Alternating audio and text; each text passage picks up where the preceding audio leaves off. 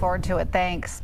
Well, Mia Bailey, the woman who was convicted of killing her parents inside their Washington City home, will serve at least 50 years to life in prison. Bailey was in front of a judge for that sentencing today for shooting and killing her parents back in 2024. Our Southern Utah correspondent Joseph DeGolier was in the courtroom today. Mia Bailey showed up for sentencing after her request to not be present was denied by the judge. As part of a plea deal, Bailey pleaded guilty in November to 2 counts of aggravated murder and 1 count of aggravated assault. The sentencing hearing lasted nearly an hour, where the judge heard statements from Bailey's siblings who spoke about loss, safety, and accountability. What's best for us and what's best for Mia is probably staying in prison for as long as possible. Family members asked the court to recognize both the harm caused and the role of severe mental illness. They supported consecutive sentences, but opposed life without the possibility of parole. Accountability does not require us to deny your illness, and acknowledging your illness did not diminish the lives that were taken.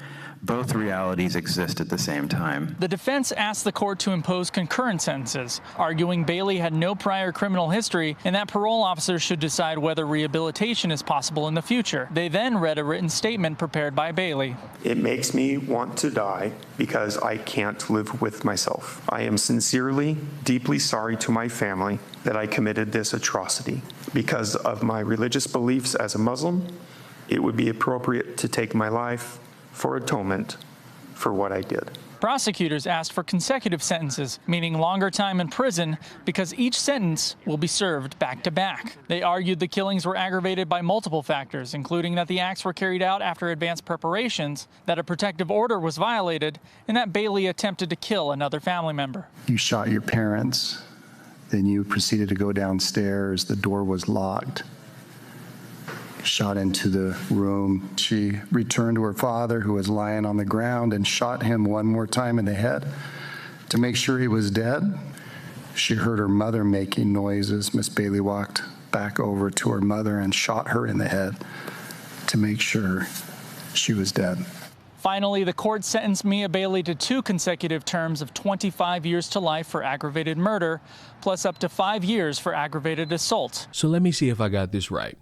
You take the life of your parents, your mother and your father, the 2 people who had consensual coitus to make you and bring you into this world, and you take them out. And you also attempt to take the life of your brother, your sibling, somebody who you grew up with in all these different experiences, whether good or bad, and you decide you want to end him too. And based on how it's described, you had intent and you were very proud at what you were doing, to the point where you wanted to double tap just for your own gratification and making sure that people in your life are no longer here by your hands. And you think by saying that you've converted to Islam and that you may have a mental breakdown in court having to face the music is supposed to create some form of sympathy towards you. It's supposed to create that leniency that might get you something of benefit to yourself. No, I believe in what should have happened. You going to jail for a long time and you being in the courtroom to face the music, because you don't get to just sit there and have everything go your way. Nobody cares about your experiences and your life story and how you got ADHD and OCD and schizophrenia, because you throw all that away the minute you take somebody's life and you double tap them and you try to kill somebody else. You don't get the sympathy other people should get in regards to their mental health. You're talking about how if you had been treated or if people figured you out sooner, it would have been preventable. And maybe it could have been preventable, but it wasn't. You decided to take the life of your parents. You decided to try to take the life of your brother. Now they're in fear for their lives that if you somehow get out, or if you don't get a great punishment that matches the crime you committed, maybe they're next. Maybe this is all some big act in order to try to get out of the consequences that you know are breathing down your neck. And I'm sorry to tell you, he, she, but fuck you. And fuck the fact that you got all these issues because you pissed all of that away by taking your parents' life. You take away any type of care and consideration one could have by doing that, and in making it to where you're trying to garner sympathy, you start talking about, oh, well, I would feel very uncomfortable here. You should, because when you're in the courtroom for something that you did, you're supposed to feel uncomfortable, because you know what that is? That's the consequences, grabbing all on your shoulders and bringing you back down to reality while you think and your lawyer thinks this could be a good way to do this, this could be a good way to do that.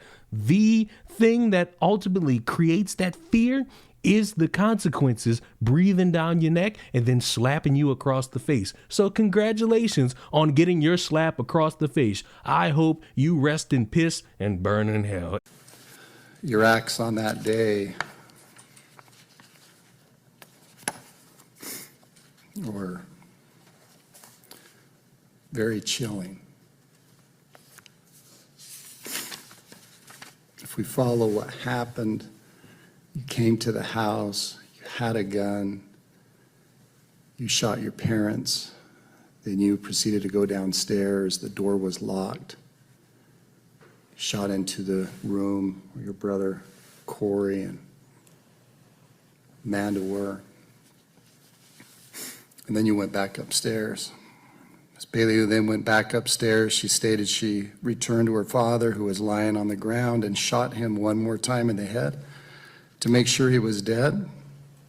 Spent shell casings were also found near Joseph Bailey's body. She heard her mother making noises. Miss Bailey walked back over to her mother and shot her in the head to make sure she was dead.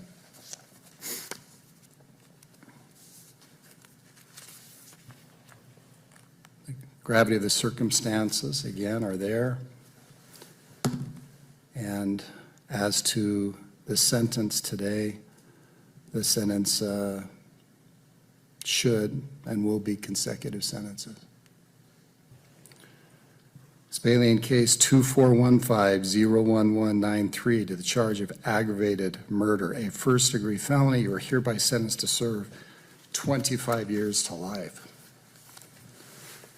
Count 2, aggravated murder, first-degree felony, you are hereby sentenced to serve 25 years to life.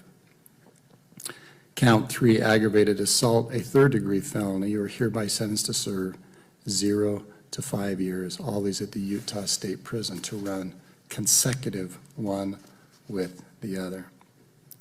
Restitution will remain open. You are hereby remanded to the Department of Corrections to serve this sentence. Good luck to you. Thank you, Your Honor. Court will be in recess. Great, thank you.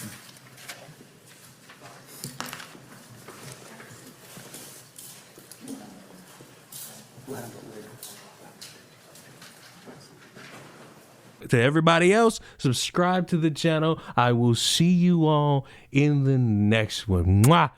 Bye-bye.